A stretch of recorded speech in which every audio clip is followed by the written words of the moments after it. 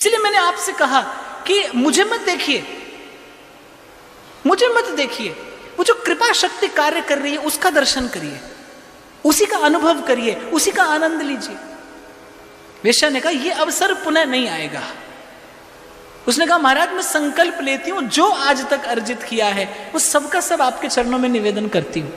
संत ने कहा ठीक है, फिर श्री रंगनाथ भगवान का एक सुंदर मुकुट तैयार कराओ और हम तुम्हारे धन का बनाया हुआ मुकुट भगवान को धारण कराएंगे, तुम्हारी संपत्ति सफल हो जाएगी, प्रभु तुम्हें स्वीकार कर लेंगे।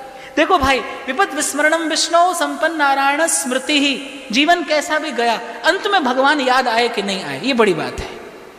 आपने कैसा भी जीवन जिया हो, अंत में भगवान की स्मृति हो रही है कि नहीं हो रही, यही तो सारा जीवन संत याचना करते हैं कि श्री यमुना जी का तट हो, वो सुंदर वंशीवट हो, मेरा सावरा निकट हो, जब प्राण तन से निकले।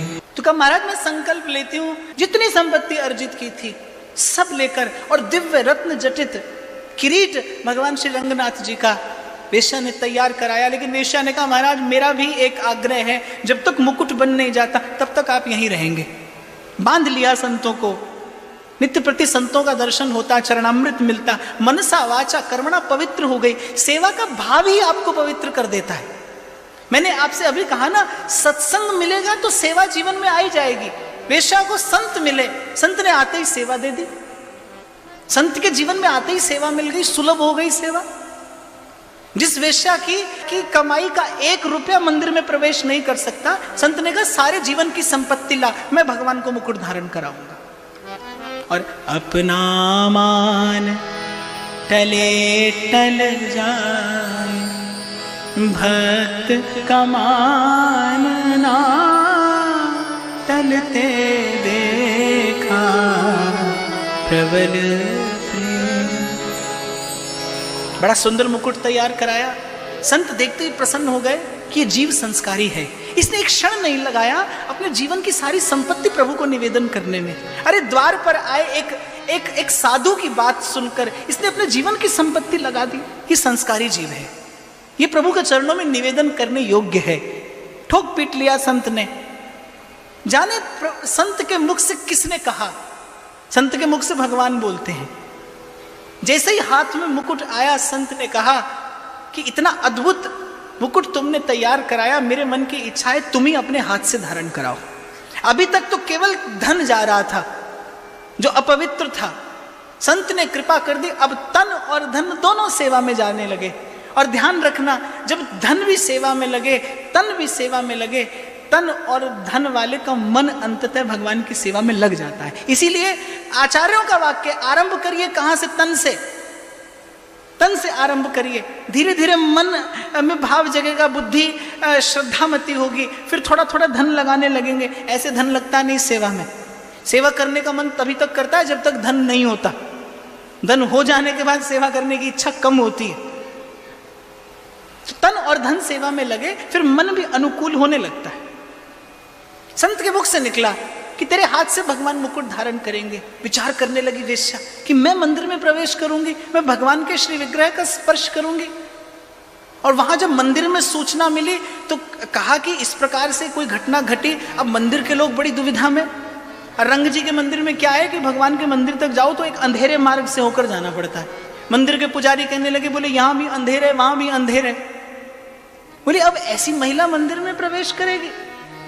पर संत ने कह दिया था, उनकी बात को कोई मोड़ नहीं सकता, लौटा नहीं सकता, संत के शब्द हैं। लेकिन आप देखिए, दल बल के साथ भगवान नाम का कीर्तन करते हुए जब वो संत मंडली संत पति के साथ मंदिर में पहुंची, वेश्या साथ साथ पहुंची। इससे पहले मंदिर की देहली में पांव धरती वेश्या को मासिक धर्म हो गया।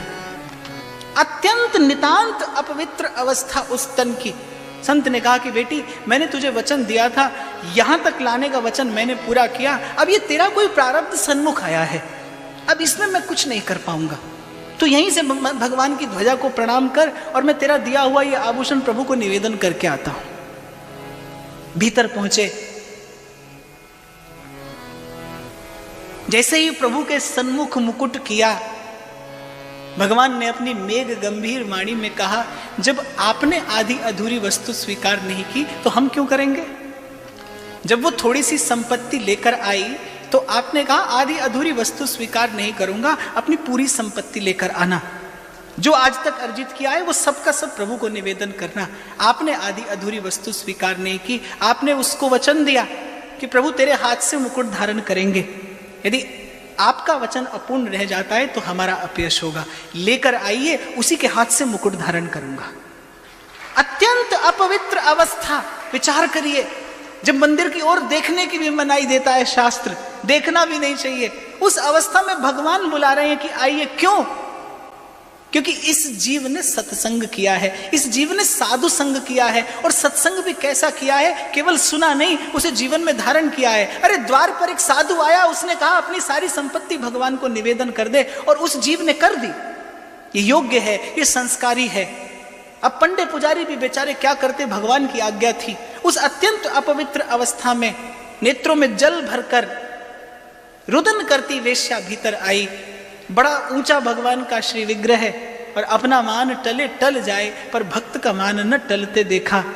किस प्रकार से भगवान को मुकुट धारण कराऊं? और देखते ही देखते श्री रंगनाथ भगवान ने अपना मस्तक झुका दिया और वेश्या ने मुकुट धारण कराया। क्या है?